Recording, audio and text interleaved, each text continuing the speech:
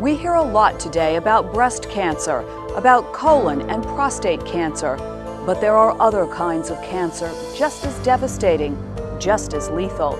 These are cancers of the blood, including leukemia, lymphoma, and multiple myeloma.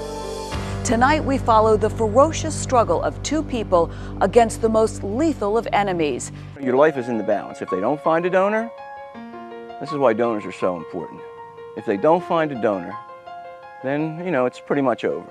I received a call from the hospital at Baylor saying that I might be a possible match for someone. We did the typing, his donor was available, and she was a match. The coordinator at Baylor looked at me and she said, "You're his only hope." And I knew then that there was nothing that was going to stop me. When they called me with the news that they had found a donor, they found one person out of 4 or 5 million people. To be able to give someone that chance of hope that we had had for just a little while before Stan died was worth anything to me, to try it. In Texas, Baylor physicians draw out Deidre's stem cells and prepare to courier them to Fox Chase Temple's transplant unit. The courier came to take the material away, and I remember her saying, "How do you feel?" And I said, "You can't even imagine." I'm starting your chemo. For 7 days, Frank has additional chemotherapy to prepare his body for the transplant. Now, after 8 years of fighting, this is his last real hope of survival. From the very beginning, Frank feels deeply connected to his unknown donor, but neither will know the identity of the other until 1 year after the transplant.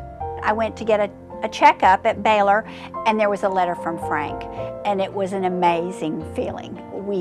The coordinator and I laughed and cried through the letter.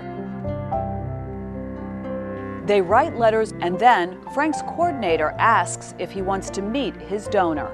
I was calling her an hour later, and we were on the phone and we were talking and laughing and crying, and it was just great to hear her voice, actually.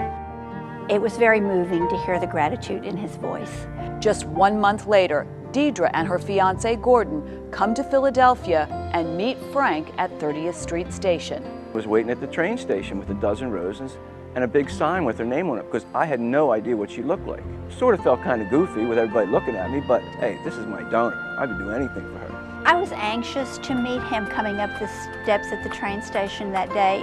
He had told me what he was going to be wearing and all that. Thank you so much. Thanks for everything.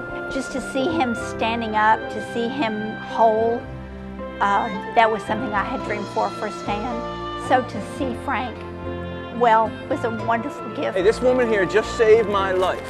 Bone marrow transplant donor. He could have come without the flowers, and I would have been glad to see him. I'm even back out surfing again. Can you imagine that? I didn't think I would ever be alive, let alone walking, talking, and surfing. So, I'm back.